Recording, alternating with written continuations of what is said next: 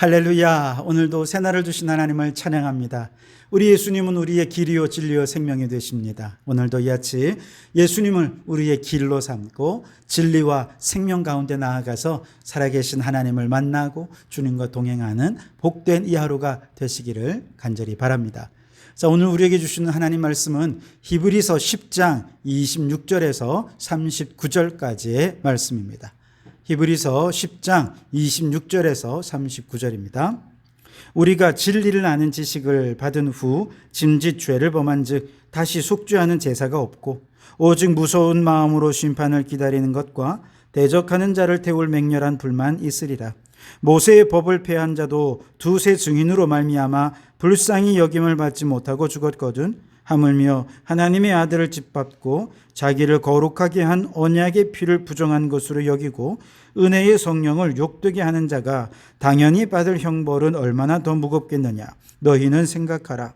원수 갚는 것이 내게 있으니 내가 갚으리라 하시고 또 다시 주께서 그의 백성을 심판하리라 말씀하신 것을 우리가 아노니 살아계신 하나님의 손에 빠져들어가는 것이 무서울진저.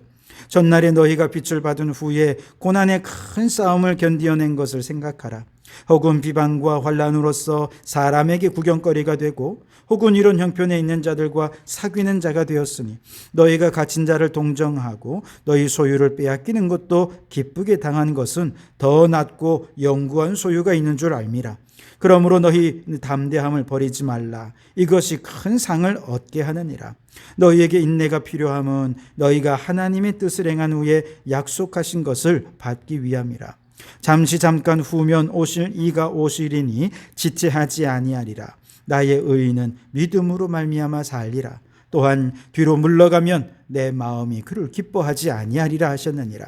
우리는 뒤로 물러가 멸망할 자가 아니요 오직 영혼을 구원함에 이르는 믿음을 가진 자니라. 아멘. 오늘도 이 말씀을 통해 우리에게 주신 하나님의 음성을 듣게 되기를 바랍니다.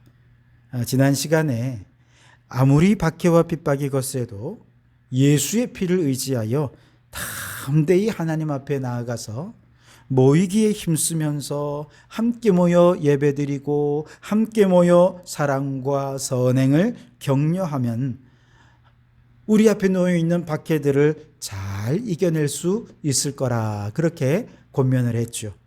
그런데 이러한 권면에도 불구하고 사람들이 예수님을 저버리고 배교를 하게 되면 그 결과는 어떻게 될까요? 또 그 배교가 갖는 영적인 의미는 무엇일까요? 오늘 본문 앞부분에서 히브리서 기자는 이에 대해 경고의 메시지를 줍니다. 26절 27절을 다시 보시면 우리가 진리를 아는 지식을 받은 후 짐짓 죄를 범한 즉 다시 속죄하는 제사가 없고 오직 무서운 마음으로 심판을 기다리는 것과 대적하는 자를 태울 맹렬한 불만 있으리라. 배교하는 자는 결국 심판과 지옥만이 기다리고 있을 뿐이라 하는 것입니다. 왜냐하면 이 배교가 가지고 있는 영적인 의미가 있기 때문에 그래요. 29절을 보시면 하물며 하나님의 아들을 짓밟고 자기를 거룩하게 한 언약의 피를 부정한 것으로 여기고 은혜의 성령을 욕되게 하는 자가 당연히 받을 형벌은 얼마나 더 무겁겠느냐. 너희는 생각하라. 그렇게 말씀하셨습니다. 여기 보시면 배교자의 배교가 갖는 영적 의미를 세 가지로 말씀해 주시는데요. 첫째는 그건 하나님의 아들을 짓밟는 거라는 거예요. 앞에서 히브리서 6장 6절에서 똑같은 내용을 다시 풀어서 이렇게 설명을 했죠. 하나님의 아들을 다시 십자가에 못 박아 드러내놓고 욕되게 함이라. 하나님의 아들을 짓밟는 것과 똑같은 것이죠. 마가복음 12장에 보면 예수님께서 악한 포도원 농부들의 비유를 말씀하시는데요. 이 악한 포도원의 농부들이 이제 때가 되어서 주인이 세를 받으려고 종들을 보내었어요. 그랬더니 보내는 종들을 족족 다 죽인 것입니다. 그리고 이제 주인이 마지막으로 아들을 보냈더니 아들은 유산을 상속받을 자인 줄 알고 아예 농장을 자기들의 소유로 삼기 위해 아들을 죽여버렸습니다. 그 결과 어떻게 되었는가? 주인이 군대를 끌고 와서 그들을 다 진멸시켜버리고 포도원은 다른 사람들에게 나누어 주었다라고 하는 이야기입니다. 다시 말해서 배교하는 자들은 눈으로 볼 때는 그냥 환난이 힘들고 고난을 견디기 어려워서 배교한 것처럼 보이지만 그 이면의 영적인 의미는 뭐냐 하면 하나님의 아들 예수님을 다시 죽이는 꼴이 된다는 거예요. 자신이 포도원의 주인이 되고자 하는 사람들이라는 것입니다. 그러니 이처럼 배교를 통해 하나님의 아들을 짓밟고 죽이면 결국 자신도 진멸을 할 수밖에 없지 않겠습니까? 둘째로 배교가 가지고 있는 영적 의미는 자기를 거룩하게 한 언약의 피를 부정한 것으로 여기는 것이다. 그렇게 말씀을 했죠. 결국 배교한 사람은 다시 거룩함에서 떨어져서 죄악의 부정함의 늪에 빠져버리게 됩니다. 마치 돼지를 깨끗이 씻겨 놓았더니 다시 진흙탕에서 뒹구는 것과 마찬가지죠. 돼지 목에 아무리 비싼 진주 목걸이를 단다 해도 돼지는 그 가치를 모르잖아요. 답답하기만 합니다. 그러니 훌훌 벗어버리지요. 아무 때나 갖다 버립니다. 배교자들은 거룩함이라고 하는 진주 목걸이 얼마나 값지고 얼마나 귀한 것인지를 잘 모르니 거룩함을 던져버리고 부정한 짐승의 본성으로 비참한 인생을 살아갈 수밖에 없다는 것이죠.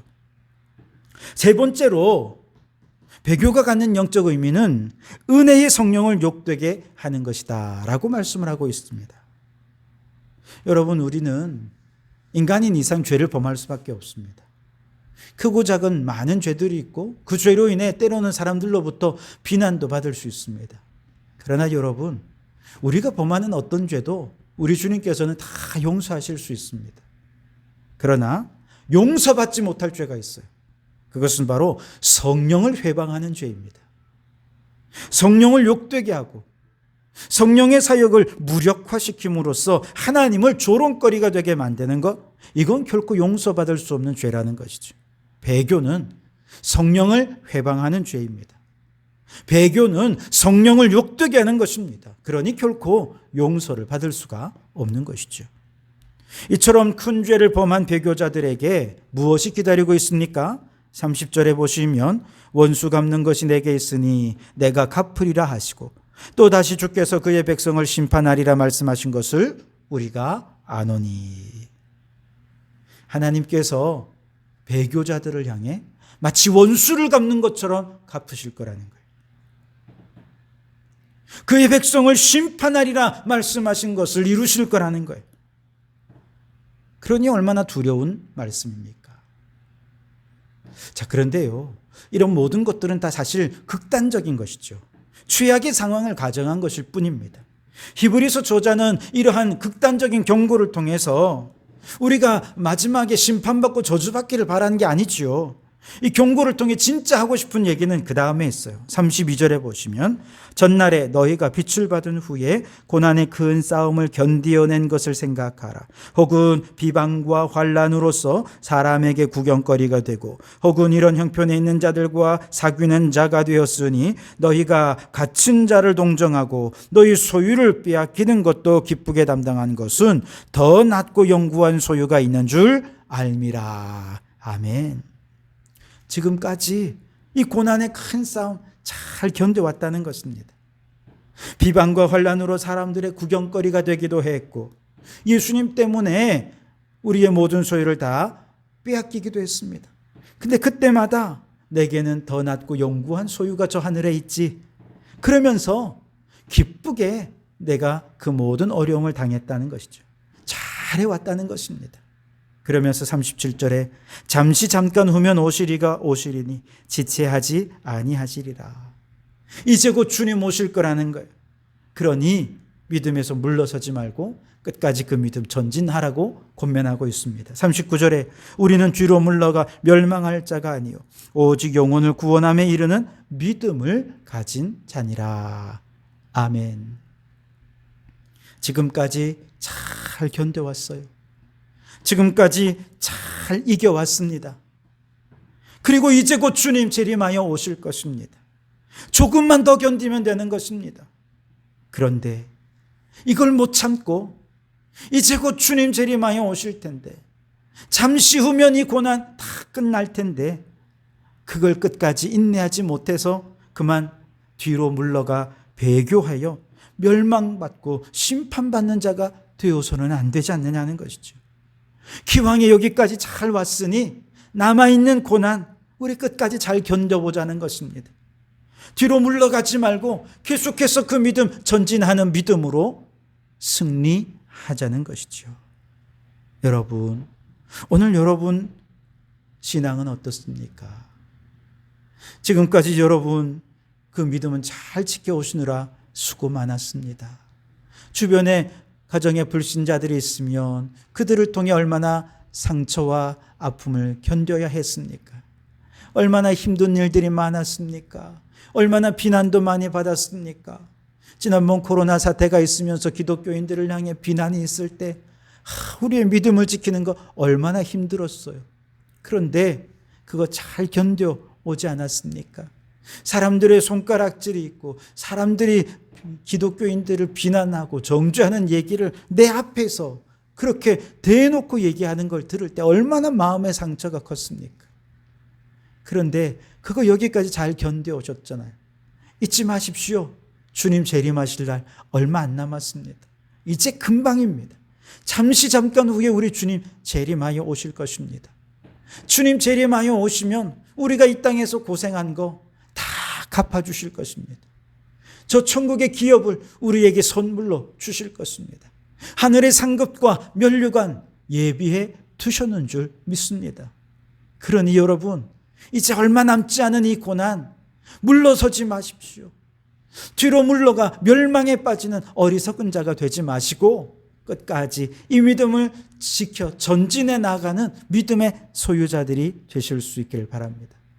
그래서 이 믿음 끝까지 잘 지켜서 주님 오시는 날 믿음으로 주님을 기쁨으로 맞이해서 착하고 충성된 종이라 칭찬받고 하늘에 예비된 상급을 받아 누리는 우리 모든 성도들이 되시기를 주님의 이름으로 축원합니다.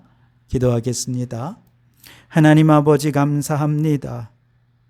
오늘도 이 아침에 저희들에게 다시 한 번 더 천국 소망을 허락해 주시니 감사합니다. 지금까지 신앙생활 잘 감당해 오게 하시니 감사합니다.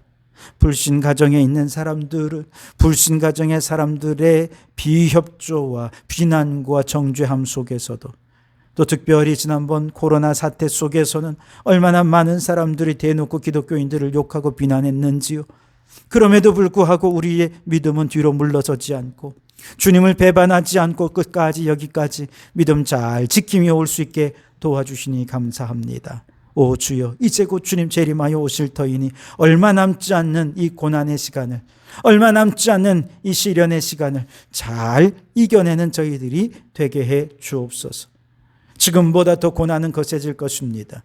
지금보다도 사단 마귀의 공격은 거세질 것입니다. 그럼에도 불구하고 뒤로 물러서는 신앙 되지 않게 도와주시고 앞으로 계속해서 전진해 나아가서 주님 오시는 그날 기쁨으로 주님을 맞이하는 저희들 되게 해 주시옵소서.